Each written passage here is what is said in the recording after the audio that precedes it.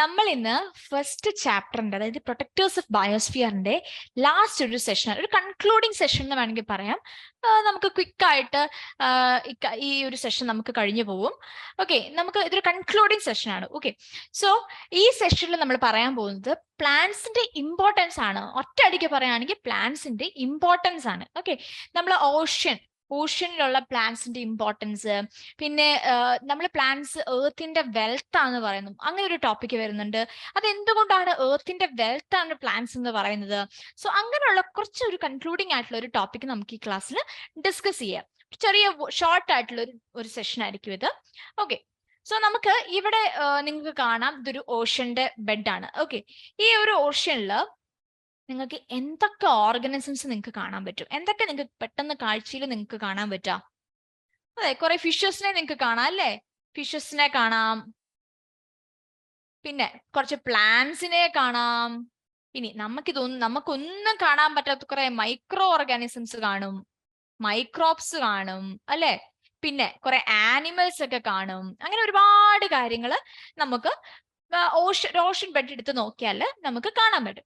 So ഈ ഒരു സെഷനിലോട്ട് കയറുന്നതിന് മുന്നേ തന്നെ ജസ്റ്റ് നമ്മൾ പ്ലാന്റ്സിന്റെ ഇമ്പോർട്ടൻസ് ഒന്ന് പറഞ്ഞു കളഞ്ഞാലോ? നമ്മൾ എന്തായാലും ഇത്രയും നേരം നമ്മൾ ഫോട്ടോസിന്തസിസിനെ കുറിച്ച്, ഇത്രയും ക്ലാസ്സസിൽ നമ്മൾ ഫോട്ടോസിന്തസിസിനെ കുറിച്ച് പറഞ്ഞു, അതിന്റെ ഇമ്പോർട്ടൻസ് പറഞ്ഞു, കീമോസിന്തസിസ് പറഞ്ഞു.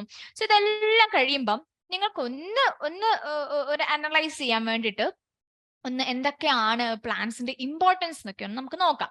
Okay, the rate of photosynthesis influence the productivity of agricultural crops. അതെ, അഗ്രികൾച്ചറൽ ക്രോപ്സ് ഒക്കെ ഉണ്ട്. സോ ഈ അഗ്രികൾച്ചറൽ ക്രോപ്സിന്റെ ഒക്കെ പ്രൊഡക്ടിവിറ്റിനെ നമ്മുടെ ഫോട്ടോസിന്തസിസിന്റെ റേറ്റ് ഇൻഫ്ലുവൻസ് ചെയ്യുന്നുണ്ട്. അതെങ്ങനെയാ ഇൻഫ്ലുവൻസ് ചെയ്യുന്നത്? ഫോട്ടോസിന്തസിസ് എന്ന് പറയുന്നത് തന്നെ പ്ലാന്റ്സ് ഫുഡ് ഉണ്ടാക്കുന്ന അല്ലെങ്കിൽ പ്രിപ്പയർ ചെയ്യുന്ന പ്രോസസ്സിനെയാണ് നമ്മൾ ഫോട്ടോസിന്തസിസ് എന്ന് പറയുന്നത് അല്ലെ? സോ അഗ്രികൾച്ചറൽ ക്രോപ്സിന്റെ പ്രൊഡക്ടിവിറ്റി, അതായത് അവർ ഉണ്ടാക്കുന്ന പ്രൊഡക്ട്സ്, അതിന്റെ ലെവൽ, എന്തോരം എമൗണ്ട് ഉണ്ടാക്കുന്നു, അതൊക്കെ ഫോട്ടോസിന്തസിസിന് അല്ലെങ്കിൽ അതിന്റെ ക്വാളിറ്റി, അതിനൊക്കെ ഫോട്ടോസിന്തസിസിന്റെ റേറ്റ് ഒരുപാട് ഇൻഫ്ലുവൻസ് ചെയ്യുന്ന പറയുന്നത്.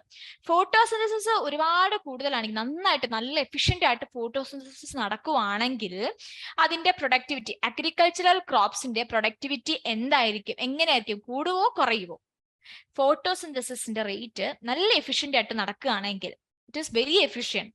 ഓക്കെ, അപ്പോൾ അഗ്രികൾച്ചറൽ ക്രോപ്സിന്റെ പ്രൊഡക്ടിവിറ്റി കൂടുവോ കുറയുവോ? കൂടും അല്ലെ? അതേസമയം ഫോട്ടോസിന്തസിസിന്റെ റേറ്റ് ഭയങ്കരമായിട്ടും കുറഞ്ഞു പോവാ. അപ്പോൾ അഗ്രികൾച്ചറൽ ക്രോപ്സിന്റെ പ്രൊഡക്ടിവിറ്റി കുറയുവോ കൂടുവോ? കുറയും. ഓക്കെ, സോ അതുകൊണ്ടാണ് പറയുന്നത് the rate of photosynthesis influence the productivity of agricultural crops.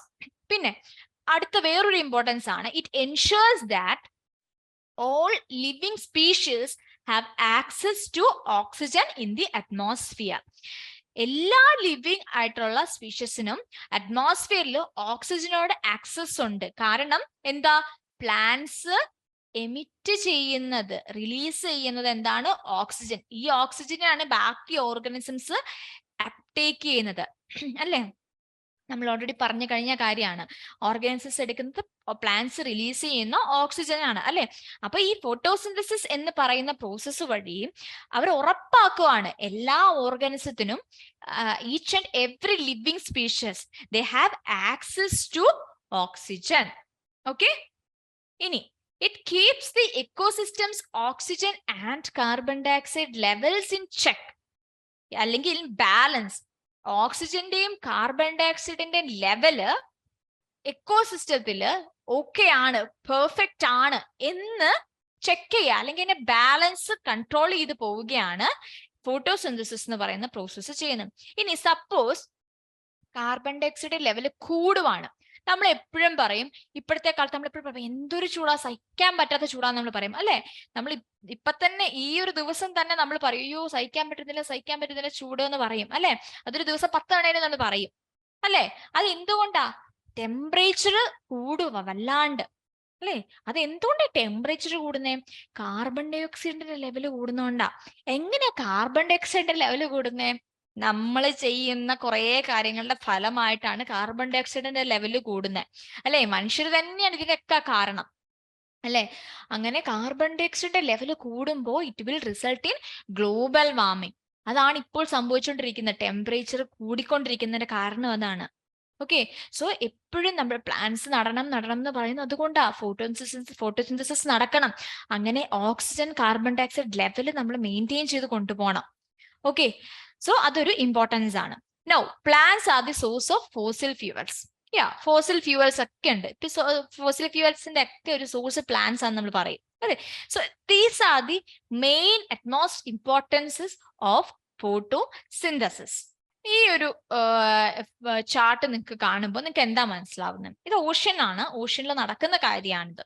Okay, so carbon dioxide, yes, carbon dioxide അറ്റ്മോസ്ഫിയറിൽ നിന്ന് വാട്ടറിൽ ഡിസോൾവ് ആവുന്നു. ഓക്കെ, സോ ഇനോർഗാനിക് ആയിട്ടുള്ള കാർബൺ ഡയോക്സൈഡ് ആണിത്. ഇനോർഗാനിക് ആയിട്ടുള്ള കാർബൺ ഡയോക്സൈഡ് ആണ്. ഈ ഇനോർഗാനിക് കാർബൺ ഡയോക്സൈഡിനെ ഫൈറ്റോ പ്ലാങ്ക്ടൻസ്. എന്ത് ഫൈറ്റോ പ്ലാങ്ക്ടൺ എന്ന് പറയുന്നത്? What is phyto plankton? Phyto planktons are nothing but microscopic അല്ലെങ്കിൽ micro algae that freely float in water. വാട്ടറിൽ ഫ്രീലി ഫ്ലോട്ട് ചെയ്യുന്ന, ഇങ്ങനെ പൊക്കത്തിൽ കൂടെ ഇങ്ങനെ സഞ്ചരിച്ചുകൊണ്ടിരിക്കുന്ന ചെറിയ ചെറിയ മൈക്രോ ആയിട്ടുള്ള ആൽഗീസ് ആണ്. ആൽഗി എന്ന് പറയുന്നത് പായൽ പോലത്തെ ഇതാണ്. സബ്സ്റ്റൻസസ് അല്ല, ലിവിങ് ആയിട്ടുള്ള ഒരു ഓർഗാനിസം ആണ് ഫൈറ്റോ പ്ലാങ്ക്ടൺ എന്ന് പറയുന്നത്. ഓക്കെ, പക്ഷെ എന്താ zooplankton? Zooplanktons they depend on these phytoplanktons. Zooplanktons tiny organisms ആണ്. അവരുടെ ഭക്ഷണം എന്ന് പറയുന്നത് ഈ ഫൈറ്റോപ്ലാങ്ക്ടൺ ആണ്. ഓക്കെ, സോ ഇത് രണ്ടും ഓഷ്യനിൽ കാണുന്ന ഓർഗാനിസംസ് ആണ്. സോ ഫൈറ്റോപ്ലാങ്ക്ടൺ എന്താ ചെയ്യുന്നത്? അറ്റ്മോസ്ഫിയറിലുള്ള കാർബൺ ഡയോക്സൈഡിനെ അവര് കാർബണിനെ അപ്ടേക്ക് ചെയ്യുന്നു. ഓക്കെ, അപ്ടേക്ക് ചെയ്യുന്നു. ഈ ഫൈറ്റോപ്ലാങ്ക്ടണിനെ ആരാ കഴിക്കുന്നത്? സൂപ്ലാങ്ക്ടൻസ് കഴിക്കും. ഓക്കെ, അപ്പൊ സൂപ്ലാങ്ക്ടൻസിന്റെ അവശിഷ്ടങ്ങളൊക്കെ ഉണ്ടാവും അല്ലെ? സോ ഈ അവശിഷ്ടങ്ങളും ഫൈറ്റോപ്ലാങ്ക്ടൻസും ഒരു കാലം കഴിയുമ്പോൾ അവരും മരിക്കുമല്ലോ. സോ ഇതിന്റെ ഒക്കെ റെസ്റ്റ് ആയിട്ട് വരുന്ന റിമൈനിങ് ആയിട്ടുള്ള പാർട്ടിക്കിൾസ് ഉണ്ടാവും. സോ ഇതെല്ലാം ഡീകമ്പോസിഷൻ ഒക്കെ നടന്നു വന്നിട്ട് അവിടെ ഒരു ഫൈറ്റോപ്ലാങ്ക്ടൻസ് അറ്റ്മോസ്ഫിയറിൽ നിന്ന് എടുത്തിരിക്കുന്ന ഇനോർഗാനിക് ആയിട്ടുള്ള കാർബൺ ഡയോക്സൈഡിനെ അല്ലെങ്കിൽ ഇനോർഗാനിക് ആയിട്ടുള്ള കാർബണിനെ ഓർഗാനിക് കാർബൺ ആക്കി കൺവേർട്ട് ചെയ്യുന്നു. സോ ഇവിടെയാണ് കാർബൺ ഫിക്സേഷൻ എന്ന് പറയുന്ന ഒരു പ്രോസസ്സ് നടക്കുന്നത്. കാർബൺ ഫിക്സേഷൻ എന്ന് പറയുന്നത് ഇത് ടെക്സ്റ്റ് ഇല്ലാത്തൊരു കാര്യമാണ്, എക്സ്ട്രാ ഇൻഫർമേഷൻ ആണ്, നിങ്ങൾക്ക് ഇത് മനസ്സിലാകാൻ വേണ്ടി പറയുന്നതാണ് കേട്ടോ. സോ ഇനോർഗാനിക് ആയിട്ടുള്ള കാർബണിനെ ഓർഗാനിക് കാർബൺ ആക്കി ഡീകമ്പോസിഷൻ വഴി ഓർഗാനിക് കാർബൺ ആക്കി കൺവേർട്ട് ചെയ്യുന്നു. ആ ഒരു പ്രോസസ്സാണ് കാർബൺ ഫിക്സേഷൻ എന്ന് പറയുന്നത്, ഓഷ്യനിൽ നടക്കുന്ന carbon fixation. Okay, so carbon fixation എന്ന് പറയുന്നത് ഭയങ്കര ഇമ്പോർട്ടന്റ് ആയിട്ടുള്ള ഒരു പ്രോസസ്സാണ് ഓഷ്യൻസിൽ. സോ ഇത് എന്തുകൊണ്ടാണ് നടക്കുന്നത്? ഫൈറ്റോ പ്ലാങ്ക്ടൻസ് എന്ന് പറയുന്ന ഒരു പ്ലാന്റ് കിങ്ഡത്തിൽ വരുന്നതാണ് ഫൈറ്റോ പ്ലാങ്ക്ടൻസ്. ഓക്കെ, ആൽഗയിൽ വരുന്ന. So these R micro algae which is uptaken by zooplanktons. അപ്പൊ അതിന്റെ ഒക്കെ റിമൈനിങ് ആയിട്ടുള്ള particles they will be decomposed and the inorganic carbon is converted into organic carbon with the help of process called carbon fixation. Okay, so ഇവിടെ നമുക്ക് പറയാൻ പറ്റുന്ന ഒരു കാര്യം, phytoplanktons, algae and water plants are the chief producers in the ocean ecosystem. ഒരു ocean ecosystem നമ്മൾ എടുത്താൽ, ocean as a whole ecosystem നമ്മൾ എടുത്താൽ, അതിനെ കൺസിഡർ ചെയ്യുകയാണെങ്കിൽ ഫൈറ്റോപ്ലാങ്ക്ടൻസും ആൽഗെ, വാട്ടർ പ്ലാന്റ്സ്, ബാക്കിയുള്ള വാട്ടർ പ്ലാന്റ്സ് ഒക്കെ ഓഷ്യൻ എക്കോസിസ്റ്റത്തിൽ ഒരു ചീഫ് പ്രൊഡ്യൂസർ ആണെന്ന് വേണമെങ്കിൽ പറയാം അല്ലെ? എന്തുകൊണ്ടാ? they will undergo photosynthesis. അല്ലെ? കാരണം കാർബൺ ഡയോക്സൈഡിനെ ഇവര് യൂസ് ചെയ്യുന്നില്ലേ ഫൈറ്റോപ്ലാങ്ക്ടൻസ് അല്ലെ? സോ അതുകൊണ്ട് എന്താ പറയുന്നത്? they are the chief producers in the ocean ecosystem. Okay, now നമ്മൾ പറഞ്ഞു കുറെ അധികം ആൽഗെ ഉണ്ട് അല്ലെ? സോ ആൽഗെ എന്ന് പറയുന്നത് എന്താ? മലയാളത്തിൽ നമ്മൾ ആൽഗേനെ പായൽ എന്ന് പറയും അല്ലെ? ആൽഗേനെ നമ്മൾ പായൽ എന്ന് പറയും അല്ലെ? സോ പായൽ എന്ന് തന്നെ പല കളേഴ്സിലുള്ള ആൽഗെ ഉണ്ട് ഓഷ്യൻസിൽ. റെഡ് ആൽഗെ ഉണ്ട്, ബ്രൗൺ ആൽഗെ ഉണ്ട്, ഗ്രീൻ ആൽഗെ ഉണ്ട്. ഇതൊക്കെ ഈ ഓരോ കളേഴ്സും വരുന്നത് എന്തുകൊണ്ടാണ്? പിഗ്മെന്റ്സിന്റെ ഡിസ്ട്രിബ്യൂഷൻ കൊണ്ടാണ്. ഓക്കെ, പിഗ്മെന്റ്സിന്റെ ഡിസ്ട്രിബ്യൂഷൻ കാരണമാണ് പല കളേഴ്സ് ഓഫ് ആൽഗെ നമുക്ക് ഓഷ്യനിൽ കാണാൻ പറ്റുന്നത്. സോ റെഡ് ആൽഗയുടെ കുറച്ച് എക്സാമ്പിൾസ് ആണ് റോഡിമെനിയ, ഫില്ലോഫോറ, ഡെലസേറിയ. പിന്നെ ബ്രൗൺ ആൽഗയുടെ കുറച്ച് എക്സാമ്പിൾസ് ആണ് മാക്രോസിസ്റ്റിസ്, ദെൻ ലാമിനേരിയ ഫ്യൂക്കസ്. ഓക്കെ, സോ ഇങ്ങനെയുള്ള കുറച്ച് ബ്രൗൺ ആൽഗേസ് നമുക്ക് കാണാൻ പറ്റും. പിന്നെ ഗ്രീൻ ആൽഗയുടെ കുറച്ച് എക്സാമ്പിൾസ് ആണ് നൈറ്റല്ല, കൊളേപ്പ, കോഡിയ. സോ ഇങ്ങനെയുള്ള കുറച്ച് ആൽഗേസ് ഉണ്ട്. ഓക്കെ, സോ ഇതെല്ലാം നമുക്ക് ഓഷ്യൻസിൽ കാണാൻ പറ്റുന്ന ഒരു ആൽഗെ, കുറെ ടൈപ്സ് ഓഫ് ആൽഗെ ആണ്. ഇനി based on the quality of the main pigment present in them, algae may be green, red or brown in colour. എന്തുകൊണ്ടാണ് പല പല കളേഴ്സ് കാണിക്കുന്നതെന്നാണ് ഞാൻ പറഞ്ഞത്. ഞാൻ ഓൾറെഡി പറഞ്ഞു, പിഗ്മെന്റ്സിന്റെ ബേസിസിലാണ്. ഏതാണോ ആ ഒരു പെർട്ടിക്കുലർ ആൽഗയിലുള്ള മെയിൻ പിഗ്മെന്റ്, അതിന്റെ ബേസിസിലാണ് ആൽഗെ പല പല കളേഴ്സിലിരിക്കുന്നത്. വേണമെങ്കിൽ ഗ്രീൻ ആവാം, അല്ലെങ്കിൽ റെഡ് ആവാം, അല്ലെങ്കിൽ ബ്രൗൺ ആവാം. അങ്ങനെ പല കളേഴ്സ് ഓഫ് ആൽഗെ നമുക്ക് കാണാനായിട്ട് പറ്റും. ഇനി ആൽഗെ ചെറിയ സൈസ് തൊട്ട് നമുക്ക് മൈക്രോസ്കോപ്പിക് ആയിട്ടുള്ള, മൈക്രോസ്കോപ്പിക് കൂടെ കാണാൻ പറ്റുന്ന ടൈപ്പ് ചെറിയ മൈന്യൂട്ട് ആയിട്ടുള്ള ആൽഗെ തൊട്ട് വലിയ മീറ്റേഴ്സ് ലോങ്, നമ്മളെക്കാളും വലിയ ആൽഗേസ് വരെ ഉണ്ടെന്നാ പറയുന്നത്. ഓക്കെ, നമ്മളെക്കാളും വലിയ ആൽഗേസ് ഒക്കെ ഉണ്ടെന്നാ പറയുന്നത്. നിങ്ങൾ സർഗാസോസി എന്ന് പറഞ്ഞ് കേട്ടിട്ടുണ്ടോ? സർഗാസോസി അതെന്ന് പറയുന്നത് ആ ഒരു ഏരിയ ഫുള്ള് സർഗാസം എന്ന് പറയുന്ന ലാർജ് ബ്രൗൺ ആൽഗെ കൊണ്ട് നിറഞ്ഞ ഒരു ഏരിയ, അതിനാണ് നമ്മൾ സർഗാസോ സീ എന്ന് പറയുന്നത്. അതിലേക്കൂടെ എന്നും നമുക്ക് യാത്ര, ഷിപ്പിൽ കൂടെ ഉള്ള യാത്ര ഭയങ്കര ബുദ്ധിമുട്ടായിരിക്കും. ഓക്കെ, സോ സർഗാസം എന്ന് പറയുന്ന, നമുക്ക് അതിന്റെ പടം ഒന്ന് കാണാം. കണ്ടോ?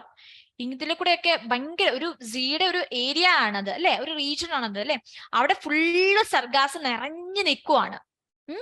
ഒരു ഭയങ്കര ലാവിഷ് ആയിട്ട് അവരവിടെ വളർന്ന് മക്കളെയും മരുമക്കളെയും കൊച്ചുമക്കളെയും ഒക്കെ വളർത്തിക്കൊണ്ടിരിക്കുക അവിടെ അല്ലേ. So this is a large brown algae. Okay, brown ആൽഗയുടെ കീഴിൽ വരുന്നതാണ് സർഗാസം. ഫൈറ്റോ പ്ലാങ്ക്ടൻസ് നമ്മൾ പറഞ്ഞു. ഫൈറ്റോ പ്ലാങ്ക്ടൻസ് ഒരു മൈക്രോ ആൽഗയാണ്. They freely float on the surface of water. Desmids, ഇതൊക്കെ മൈക്രോസ്കോപ്പിക് ആണ്. Okay, desmids, golden algae, cyano bacteria. So ഇത് മൂന്ന് ഫ്ലൈറ്റോ പ്ലാങ്ക്ടൻസിന്റെ കുറച്ച് എക്സാമ്പിൾസ് ആണ്. Okay, they are freely floating microscopic organisms that perform photosynthesis. These have the ability to perform photosynthesis. ഇതാണ് main ആയിട്ട് നമ്മൾ ഹൈലൈറ്റ് കൊടുക്കേണ്ട കാര്യം. ഫോട്ടോസിന്തസിസ് ആണ് നമുക്ക് ഇവിടെ ഹൈലൈറ്റ് കൊടുക്കേണ്ട കാര്യം. Okay, they perform photosynthesis. Now, നമ്മൾ ഈ ഓഷൻ എല്ലാം അത്ര മനോഹരമാണോ? ആണോ? നിങ്ങൾ എവിടെയെങ്കിലും ഏതെങ്കിലും ഒരു സീയിലൊക്കെ നിങ്ങൾ പോവാന്ന് വെച്ചോ, ആ ഒരു സീയുടെ സർഫസും സീയുടെ സൈഡ് ഏരിയയും എല്ലാം ഭയങ്കര ക്ലീൻ ആണോ? അല്ലല്ലോ, അല്ലെ? ഒരുപാട് പൊല്യൂഷൻ നമ്മുടെ ഓഷന് നടക്കുന്നുണ്ട്. എന്തൊക്കെ കാരണങ്ങളാണ് ഓഷ്യൻ പൊല്യൂട്ടഡ് ആവാൻ വരുന്ന റീസൺസ് ഒക്കെ എന്തൊക്കെയായിരിക്കും? ഒന്ന്, സീവേജ്. നമ്മുടെ സീവേജ് വേസ്റ്റ് ഒക്കെ ഉണ്ട് അല്ലെ, നമ്മുടെ കിച്ചൺ വേസ്റ്റ് അല്ല, മുനിസിപ്പൽ വേസ്റ്റ്, അങ്ങനെ ഒരുപാട് സീവേജ് വേസ്റ്റ് നമ്മൾ വരുന്നുണ്ട്. ഇതെല്ലാം കൊണ്ടിട്ട് ആൾക്കാർ ഓഷനിൽ ഡംപ് ചെയ്യും. സോ അതൊക്കെ നമ്മുടെ ഓഷനിൽ കാണുന്ന ഓർഗാനിസം, ആ ഓഷനിൽ നമ്മൾ മനുഷ്യന്മാർ കരയിൽ ജീവിക്കുന്ന പോലെ ഓഷനിലും കുറെ അധികം ഓർഗാനിസംസ് ജീവിക്കുന്നില്ലേ. ഈ സീവേജ് വേസ്റ്റ് എല്ലാം കൂടെ അവരുടെ അടുത്തോട്ട് ഇട്ട് കൊടുത്താൽ അവർക്ക് ജീവിക്കാൻ പറ്റുമോ? അവർക്ക് ശ്വസിക്കാൻ പറ്റുമോ? അല്ലേ? അവർക്ക് എന്തൊരു ഹാംഫുൾ ആയിട്ടുള്ള കാര്യമാണ് ഈ സീവേജ് വേസ്റ്റ് ഒക്കെ. So sewage waste they pollute ocean. Now industrial chemicals, ഇൻഡസ്ട്രീസിൽ നിന്ന് വരുന്ന കെമിക്കൽസ് അവരെല്ലാം ഒരു പമ്പ് വഴി അവർ ഈ ഓഷ്യനിലോട്ടായിരിക്കും എല്ലാം അവർ റിലീസ് ചെയ്ത് വിടുന്നത്. കെമിക്കൽസ് അറ്റ്മോസ്റ്റ് ഭയങ്കരമായിട്ട് ഓഷ്യനെ പൊല്യൂട്ട് ചെയ്യുന്ന ഒരു കാര്യമാണ് അല്ലെ. അവിടുത്തെ ഓർഗാനിസംസിനൊക്കെ ഭയങ്കരമായിട്ട് pH, ആ ഒരു സർഫസ് ഓഷ്യനിലുള്ള വാട്ടറിന്റെ pH അതിനെ ഓൾട്ടർ ചെയ്യും അല്ലെ. ഇൻഡസ്ട്രിയൽ കെമിക്കൽസ് ഒക്കെ വരുന്നത് ചിലപ്പോൾ ഹൈലി അസിഡിക് ആയിട്ടായിരിക്കും വരിക. അപ്പൊ ഈ ഹൈലി അസിഡിക് നേച്ചർ ഓഷ്യനിലുള്ള ഓർഗൻസിന് ജീവിക്കാൻ സമ്മതിക്കത്തില്ല. ഓക്കെ, അവർക്കൊരു സർട്ടൻ pH ഉണ്ടാവും. ഈ pHലെ ഓഷ്യനിലുള്ള ഓർഗൻസിന് ജീവിക്കാൻ പറ്റുള്ളൂ. സോ ആ ഇൻഡസ്ട്രിയൽ കെമിക്കൽസ് എല്ലാം കൂടി ഇങ്ങോട്ടേക്ക് റിലീസ് ചെയ്താൽ pH ലെവല് മാറും. ചിലപ്പോൾ ഭയങ്കര അസിഡിക് ആയി പോകും. ആ ഒരു അസിഡിക് നേച്ചറിൽ അവിടുത്തെ ഓർഗൻസിന് ജീവിക്കാൻ പറ്റില്ല, അവർ ചത്തുപോകും അല്ലേ. അപ്പം ഇൻഡസ്ട്രിയൽ കെമിക്കൽസ് ഓഷ്യൻസിനെ ഭയങ്കരമായിട്ട് പൊല്യൂട്ട് ചെയ്യുന്നുണ്ട്. ന്യൂക്ലിയർ വേസ്റ്റ് എന്ന് പറയുമ്പോൾ നമ്മുടെ ഒരുപാട് ഇൻഡസ്ട്രീസിലൊക്കെ റേഡിയോ ആക്റ്റീവ് മെറ്റീരിയൽസ് യൂസ് ചെയ്യും അല്ലെ, ഹൈലി റേഡിയോ ആക്റ്റീവ് ആയിട്ടുള്ള മെറ്റീരിയൽസ് യൂസ് ചെയ്യും. അപ്പൊ ഇതൊക്കെ ഈ മെറ്റീരിയൽസ് യൂസ് ചെയ്ത് വരുന്ന കുറെ ന്യൂക്ലിയർ വേസ്റ്റ് ഒക്കെ ഉണ്ടാവും അല്ലെ. ഈ ന്യൂക്ലിയർ വേസ്റ്റ് എല്ലാം ഓഷ്യനിലോട്ട് പോയാലത്തെ അവസ്ഥ ഒന്ന് ആലോചിച്ച് നോക്കിയേ. അവർക്ക് ജീവിക്കാൻ പറ്റുമോ? അവിടെയുള്ള ഓർഗൻസിന് ഇതെല്ലാം കൂടെ താങ്ങാൻ പറ്റുമോ? ഇല്ല. ഓക്കെ, സോ ന്യൂക്ലിയർ വേസ്റ്റ് ഒരു കാരണമാണ്. തെർമൽ പൊല്യൂഷൻ, ഇൻഡസ്ട്രീസിൽ നിന്നൊക്കെ വരുന്ന ചൂട്, ഭയങ്കര ഹോട്ട് ആയിട്ടുള്ള വാട്ടർ എല്ലാം ഇങ്ങനെ ഓഷ്യനിലോട്ട് റിലീസ് ചെയ്യാന്ന് വിചാരിച്ചോ. ഓക്കെ, അപ്പോ ഓഷ്യനിലുള്ള നോർമൽ ഒരു ടെമ്പറേച്ചർ ഉണ്ടാവും, ഓഷ്യനിൽ മെയിൻറ്റെയിൻ ചെയ്ത് പോകുന്ന ഒരു ടെമ്പറേച്ചർ ഉണ്ടാവും അല്ലെ. ആ വാട്ടറിന്റെ ടെമ്പറേച്ചർ ഭയങ്കരമായിട്ട് കൂടുക, ആ വാട്ടറിന്റെ ടെമ്പറേച്ചർ ഭയങ്കരമായിട്ട് കൂടുക. ഓക്കെ, അപ്പം അവിടുത്തെ ഓർഗൻസിന് ആ ഒരു ടെമ്പറേച്ചർ താങ്ങാൻ പറ്റുമോ? ഇല്ല. ആ ടെമ്പറേച്ചറിന് എക്സീഡ് ചെയ്തല്ല നമുക്ക് താങ്ങാൻ പറ്റില്ല. ഇപ്പൊ നമുക്കാണെങ്കിൽ തന്നെ ഇപ്പോഴുള്ള ചൂടുവെള്ളം നമുക്ക് താങ്ങാൻ പറ്റില്ല അല്ലെ. ഇപ്പൊ ഒരു തിളച്ച വെള്ളം നമ്മുടെ കയ്യിലോട്ടൊന്ന് വിടുകയെന്ന് വെച്ചാൽ നമ്മൾ കാറും അല്ലെ, നമ്മൾ കരയും കിടന്ന്, അത്രയും ഒരു എക്സ്ട്രീം ടെമ്പറേച്ചർ ആയിരിക്കും. അതുപോലെയുള്ള ഒരു ടെമ്പറേച്ചർ ആണ് അവിടെ, ടെമ്പറേച്ചർ ഓൾട്ടറേഷൻ ആണ് ഓഷ്യനിൽ സംഭവിക്കാൻ പോകുന്നത്. അപ്പൊ അത് അവിടുത്തെ ഓർഗൻസിനെ പിടിച്ചു വെക്കാൻ പറ്റുമോ? ഇല്ല. സോ തെർമൽ പൊല്യൂഷൻ വേറൊരു പൊല്യൂട്ടിംഗ് ഫാക്ടർ ആണ്. പ്ലാസ്റ്റിക്സ് ഏറ്റവും ഭയങ്കരമായിട്ട് ഓഷ്യനെ പൊല്യൂട്ട് ചെയ്യുന്ന ഒരു ഫാക്ടർ ആണ് പ്ലാസ്റ്റിക്സ്. ഓക്കെ, ഏറ്റവും ഭയങ്കരമായിട്ട് ഓഷ്യനെ പൊല്യൂട്ട് ചെയ്യുന്ന ഫാക്ടറാണ് പ്ലാസ്റ്റിക്സ്. നമ്മുടെ പ്ലാസ്റ്റിക്സ് ഒന്നും ബയോഡിഗ്രേഡബിൾ അല്ല അല്ലെ, they are non biodegradable. So ഇതെല്ലാം, ഈ പ്ലാസ്റ്റിക് വേസ്റ്റ് എല്ലാം ചിലപ്പോൾ ഓഷ്യനിലോട്ടായിരിക്കും എല്ലാവരും തള്ളിവിടുന്നത് അല്ലെ. ആ പ്ലാസ്റ്റിക് വേസ്റ്റ് എല്ലാം കൂടെ അടിഞ്ഞു കൂടിയാൽ ആ ഓഷ്യനിലുള്ള മറൈൻ ഓർഗൻസിന് ശ്വസിക്കാൻ പറ്റത്തില്ല. ഓക്കെ, നൗ ആസിഡ് റെയിനും അതുപോലെ തന്നെയാണ്. pHന്റെ ലെവല് കൂടും. സോ അങ്ങനെ മറൈൻ ഓർഗൻസിന് അത് ഭയങ്കര ഹാംഫുൾ ആണ്. നൗ ഓയിൽ സ്പിൽസ് എന്ന് പറഞ്ഞാൽ ഫാക്ടറീസിൽ നിന്നൊക്കെ വരുന്ന ഓയിൽസ് എല്ലാം നമ്മുടെ ഓഷ്യനിൽ മുകളിൽ സർഫസിൽ ഒരു ലെയർ ആയിട്ട് ഫോം ചെയ്യും. ഓക്കെ, ഈ ലെയർ കാരണം ഓക്സിജൻ അവിടെ ബ്ലോക്ക് ആവുകയാണ്. സോ ഓക്സിജൻ ഒന്നും മറൈൻ ഓർഗാനിസത്തിന് ശ്വസിക്കാൻ കിട്ടത്തില്ല. So these marine organisms will later die off. Okay, so these are the factors that pollute oxygen. So ഇങ്ങനെയുള്ള കാര്യങ്ങളൊക്കെ മാക്സിമം നമ്മൾ കുറയ്ക്കാൻ നോക്കിയാൽ തന്നെ അവിടെ ഓഷ്യൻ എക്കോസിസ്റ്റം അവിടെ ഭയങ്കരമായിട്ട് ക്ലീൻ ആയിക്കൊണ്ടിരിക്കുകയെന്നാണ് അതിന്റെ അർത്ഥം. സോ എങ്ങനെയൊക്കെ ഈ ഓഷ്യൻ എക്കോസിസ്റ്റം നമുക്ക് ക്ലീൻ ആക്കാൻ പറ്റും? ഓക്കെ, എങ്ങനെയൊക്കെ ഈ ഓഷ്യൻ എക്കോസിസ്റ്റം ക്ലീൻ ആക്കാൻ പറ്റും? How to avoid? Use ocean friendly products. Okay, അവരെ ഒന്നും നശിപ്പിക്കാത്ത രീതിയിലുള്ള പ്രൊഡക്ട്സ് ഒക്കെ യൂസ് ചെയ്യുക. പിന്നെ കുക്ക് സസ്റ്റൈനബിളി. പിന്നെ ആൾക്കാരെ നമ്മൾ അവയർനെസ് കൊടുക്കുവാണ്. ഓക്കെ, നമ്മൾ അവയർനെസ് കൊടുക്കുക, ഇങ്ങനെയൊക്കെ ചെയ്താൽ ഇങ്ങനെയൊക്കെ സംഭവിക്കും, സോ ഇങ്ങനെയൊന്നും ചെയ്യരുത് എന്ന് പറയുന്ന ഓരോ ക്ലാസ്സസ്, ഓറിയന്റേഷൻസ് പ്രോഗ്രാംസ് കണ്ടക്ട് ചെയ്യുക. അപ്പോൾ അത് അറ്റ്ലീസ്റ്റ് അത് കേട്ടെങ്കിലും നമ്മൾ they will like coordinate in that. Okay, so educate ചെയ്യുക, സ്പ്രെഡ് ദ വേർഡ്. പിന്നെ ഓരോ പ്ലാസ്റ്റിക് വേസ്റ്റുകളും നമുക്ക് റീസൈക്കിൾ ചെയ്യാൻ പറ്റുന്നതാണെങ്കിൽ റീസൈക്കിൾ ചെയ്യുക. ഈ ഓഷ്യനിലോട്ട് എല്ലാം കൊണ്ട് ഡംപ് ചെയ്യുക. അത് റീസൈക്ലിംഗ് പറ്റുന്നതാണെങ്കിൽ റീസൈക്കിൾ ചെയ്യുക, വാട്ടർ കൺസേർവ് ചെയ്യുക. പിന്നെ ഓഷ്യൻ ക്ലീൻ, ആ ഒരു സർഫസ് ഓഷ്യൻ സൈഡ്സ് ഒക്കെ ക്ലീൻ ചെയ്യാനായിട്ടൊക്കെ എല്ലാരെയും കൊണ്ടുപോവുക. ഇങ്ങനെ ഒരുപാട് കാര്യങ്ങൾ നമുക്ക് ചെയ്യാൻ പറ്റും അല്ലെ. നൗ ഇനി നമുക്ക് പറഞ്ഞു നമ്മൾ ഓഷ്യനിൽ പ്ലാന്റ്സിന്റെ കുറെ ഇമ്പോർട്ടൻസസ് നമ്മൾ പറഞ്ഞു അല്ലെ. ഫൈറ്റോ പ്ലാങ്ക്സിന്റെ കേസ് പറഞ്ഞു, ആൽഗയുടെ കേസ് പറഞ്ഞു, ഇതെല്ലാം നമ്മൾ പറഞ്ഞു. ഇനി പ്ലാന്റ്സ് ഏർത്തിന്റെ വെൽത്ത് ആന്ന് പറയുന്നുണ്ട്. അതെന്തുകൊണ്ടാണ് അങ്ങനെ എർത്ത്സ് വെൽത്ത് എന്ന് പറയുന്നത്? Plants serve as A cheapest, effective and natural means for the purification of air. Purification, നമ്മുടെ എയറിന്റെ പ്യൂരിഫിക്കേഷൻ ആയിട്ട് പ്ലാന്റ്സ് ഒരുപാട് ഹെൽപ്പ് ചെയ്യുന്നുണ്ടെന്നാണ് പറയുന്നത്. ഫോർ എക്സാമ്പിൾ മാംഗ്രോവ്സിന്റെ കേസ് പറയാം. മാംഗ്രോവ്സ് പറയുമ്പോൾ mangroves helps in controlling tsunami എന്ന് പറയും. ഓക്കെ, എങ്ങനെയാണ് സുനാമി കൺട്രോൾ ചെയ്യാൻ ഹെൽപ്പ് ചെയ്യുന്നത്? നിങ്ങൾ കണ്ടൽക്കാടിലൊക്കെ പോയിട്ടുണ്ടോ? കണ്ടൽക്കാടിൽ പോയിട്ടുള്ള ആൾക്കാരാണോ നിങ്ങൾ? മാംഗ്രൂവ് ഫോറസ്റ്റ് നിങ്ങൾ എന്തായാലും ഒരുപാട് ഒരു 80% ആൾക്കാരെങ്കിലും കണ്ടു കാണും അല്ലെ? ഈ മാംഗ്രൂവ്സിന്റെ പ്രത്യേകത എന്താ? മാംഗ്രൂവ് ഫോറസ്റ്റിന്റെ പ്രത്യേകത എന്താന്ന് വെച്ചാൽ അവരുടെ ട്രീസിന്റെ ഒക്കെ റൂട്ട്സ് ഒക്കെ ഒരു അബൌവ് ദിസ് വാട്ടർ ലെവൽ ആയിരിക്കും നമുക്ക് കാണാൻ പറ്റും അല്ലെ? സോ എങ്ങനെയാണ് ഇത് സുനാമിനെ കൺട്രോൾ ചെയ്യുന്നെന്ന് പറയുന്നത്? ഇവരുടെ റൂട്ട്സ് ഒക്കെ ഇന്റർട്വൈൻ ചെയ്ത് ഭയങ്കരമായിട്ടും ഇന്റർട്വൈൻ ചെയ്തിട്ടാണ് കാണുന്നത്. അപ്പൊ സുനാമി ഒക്കെ വരുമ്പോൾ അതിന്റെ ആ ഒരു വേവ്സ് ഉണ്ടല്ലോ, ആ ഒരു ഫോഴ്സിനൊക്കെ ഈ ഇന്റർട്വൈൻഡ് ആയിട്ടുള്ള റൂട്ട്സ് ഒക്കെ അതിനെ ഇങ്ങനെ കട്ട് ചെയ്ത് വിടും, ആ ഒരു വേവ്സിനെയൊക്കെ.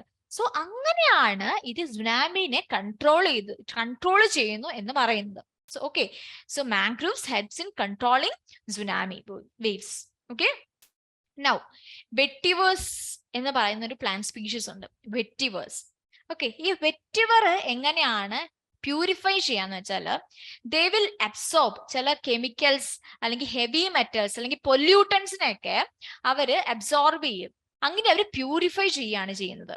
Okay, they helps in absorbing this pollutants and heavy metals or heavy metals. അങ്ങനെ അവര് എൻവയൺമെന്റിന് അവർ ഹെൽപ്പ് ചെയ്യുവാണ് ചെയ്യുന്നത് ഈ വെറ്റിവർ എന്ന് പറയുന്ന പ്ലാന്റ് സ്പീഷീസ്. ഇത് മാത്രമല്ല, എല്ലാ പ്ലാന്റിനും അവരുടേതായിട്ടുള്ള ഇമ്പോർട്ടൻസസ് ഉണ്ട്. ഇപ്പൊ രണ്ടൊരു എക്സാമ്പിൾ നമ്മൾ കോട്ട് ചെയ്തേ ഉള്ളൂ. ഓക്കെ, സോ ഇതൊക്കെ ജസ്റ്റ് ഓവറോൾ ആയിട്ട് എങ്ങനെയാണ് പ്ലാന്റ്സ് സോയിൽ ഇമ്പോർട്ടന്റ്, എക്കോസിസ്റ്റത്തിന് ഇമ്പോർട്ടന്റ് ആണ് എന്ന് പറയുന്നത് എന്തുകൊണ്ടാണെന്നാണ് നമ്മളിവിടെ പറയുന്നത്. സോ ട്രീസ് ഒക്കെ സോയിൽ ഇറോഷൻ പ്രിവെന്റ് ചെയ്യാൻ ഹെൽപ്പ് ചെയ്യുന്നു പറയുന്നുണ്ട്. അപ്പൊ ഒരു ട്രീ നിൽക്കുവാന്ന് വിചാരിച്ചു. Okay, so consider this tree.